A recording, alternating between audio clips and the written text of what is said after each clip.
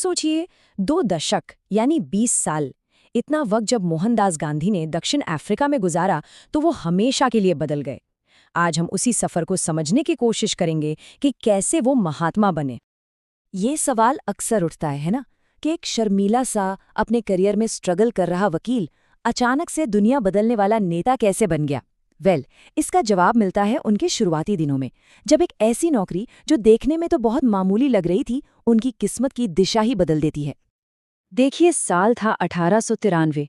जब गांधी दक्षिण अफ्रीका पहुंचे तो वो महात्मा बिल्कुल नहीं थे। वो तो बस एक नौजवान वकील थे, अपने करियर को लेके परेशान, भविष्य का कुछ पता नहीं, एकदम अनिश्चित। भारत में, बॉम्बे में उनकी वकालत ऐसी कुछ खास चल नहीं रही थी, नाकामी ही हाथ लग रही थी। तो उन्होंने दक्षिण अफ्रीका में एक भारतीय फर्म से 1 साल का कॉन्ट्रैक्ट ले लिया।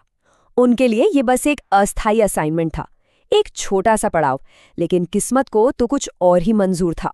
उन्हें क्या पता था कि ये छोटा सा पड़ाव उनकी जिंदगी का सबसे बड़ा टर्निंग पॉइंट बनने वाला है। तो साफ सी बात है, वो वहां एक बिजनेसमैन के लीगल काउंसिल बनकर गए थे, कोई पॉलिटिकल रेवोल्यूशनरी बनकर नहीं। उनके दिमाग में दूर दूर तक ये ख्याल नहीं था कि यही जमीन उनके सिद्धांतों की, उनके संघर्ष की जन्मभूमि बनेगी। और फिर हुई वो ट्रेन यात्रा पीटरमैरिट्सबर्ग में।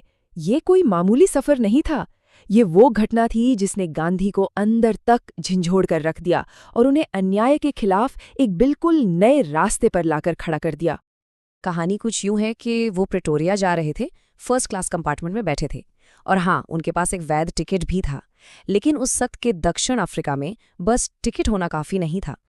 जैसे ही एक श्वेत यात्री उस कंपार्टमेंट में दाखिल हुआ, उसकी नज़र सीधे गांधी पर पड़ी, और बस उसने फौरन रेलवे अधिकारियों को बुला लिया, क्योंकि उसकी नज़रों में एक कुली बैरिस्टर को वहां बैठने का कोई हक नहीं था। अधिकारियों ने आकर उन्हें थर्ड क्लास कंपार्टमेंट में जाने का हुक्म सुना दिया। और वजह थी रंगभेद की नीति। उस दौर के नियमों के हिसाब से गैर गोरों को फर्स्ट क्लास में सफर करने की इजाजत नहीं थी। लेकिन गांधी ने इनकार कर दिया। उन्होंने कहा, मेरे पास वैध टिकट है। तो इसका नतीजा क्या हुआ? उन्हें जबरदस्ती ट्रेन से नीचे उतार दिया गया, उनका सामान प्लेटफॉर्म पर फेंक दिया गया। और उस ठिठुरती हुई रात में स्टेशन पर अकेले गांधी ने पहली बार नस्लीय भेदभाव की इस कड़वी सच्चाई का सामना किया। ये जो अपमान हुआ ना, ये सिर्फ उनका व्यक्तिगत अपमान नहीं था, ये एक जागृति थी। इस एक घटना ने उन्हें अपने पूरे समुदाय पर हो रहे अन्याय के खिलाफ एक बड़े संघर्ष के लिए तैयार कर दिया। और किस्मत देखिए, ठीक जब वो भारत वापस आने की तैयारी कर रहे थे, एक नए कानून ने उन्हें रुकने पर मजबूर कर दिया। जरा सोचिए इस स्थिति को। उनके लिए एक विदाई पार्टी चल रही है, और उसी पार्टी में उन्हें खबर मिलती है कि एक नया बिल आने वाला है जो भारतीयों से उनके वोट का अधिकार ही छीन लेगा। फिर क्या था, वहां मौजूद लोगों ने उनसे रुकने की, इस लड़ाई का नेतृत्व करने की गुजारिश की। तो शुरुआत में गांधी ने वही किया जो एक वकील करता है।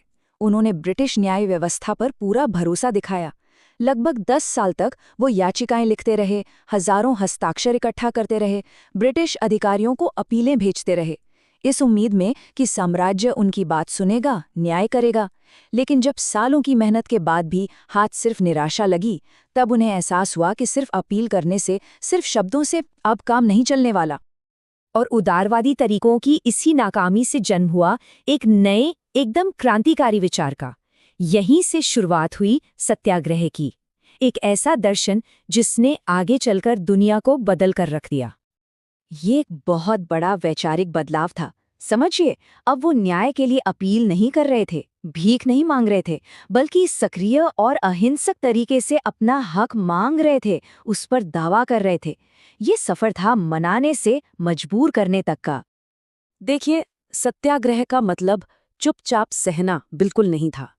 ये एक सोची समझी रणनीति थी, अन्यायपूर्ण कानूनों का संगठित और अनुशासित तरीके से विरोध करने की। और इसका पहला बड़ा इम्तिहान कब हुआ? उस कानून के खिलाफ जिसमें भारतीयों को अपनी उंगलियों के निशान वाले रजिस्ट्रेशन सर्टिफिकेट हमेशा अपने पास रखने के लिए मजबूर किया जा रहा था। और अब ये जो आंदोलन था ना, ये सिर्फ कुछ पढ़े लिखे व्यापारियों या वकीलों तक सीमित नहीं रहा। बहुत जल्दी ही इसने पूरे भारतीय समुदाय को अपनी आगोश में ले लिया और एक सच्चे जन आंदोलन का रूप ले लिया। आंदोलन में एक नई जान तब आई जब गांधी ने गिरमिटिया मजदूरों पर लगे 3 पाउंड के पोल टैक्स का मुद्दा उठाया।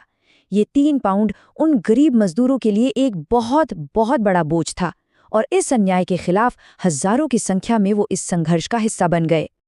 और फिर एक और चिंगारी भड़की। एक अदालत ने फैसला सुना दिया कि सभी गैर ईसाई शादियां अवैध हैं। इस फैसले ने तो सीधे सीधे परिवारों पर हमला किया। इसने महिलाओं को भी संघर्ष में आगे आने पर मजबूर कर दिया। और इस सब का नतीजा था 1913 का वो ऐतिहासिक मार्च, जिसमें गांधी के नेतृत्व में 2000 से ज्यादा खदान मजदूरों ने गिरफ्तारी देने के लिए अवैध रूप से सीमा पार की। अब सोचिए, शांति से मार्च कर रहे लोगों पर सरकार ने बर्बरता दिखाई। इस क्रूर कार्रवाई से पूरी दुनिया में आक्रोश फैल गया। अंतर्राष्ट्रीय दबाव इतना ज्यादा बढ़ गया कि आखिरकार सरकार को झुकना पड़ा। उन्हें बातचीत की मेज पर आना ही पड़ा। और नतीजा ये कि सत्याग्रह की जीत हुई। सरकार ने आंदोलन की सभी बड़ी मांगें मान लीं। 3 पाउंड का पोल टैक्स खत्म हो गया, वो रजिस्ट्रेशन सर्टिफिकेट रद्द कर दिए गए और भारतीय विवाहों को कानूनी मान्यता मिल गई। एक बड़ी जीत थी है।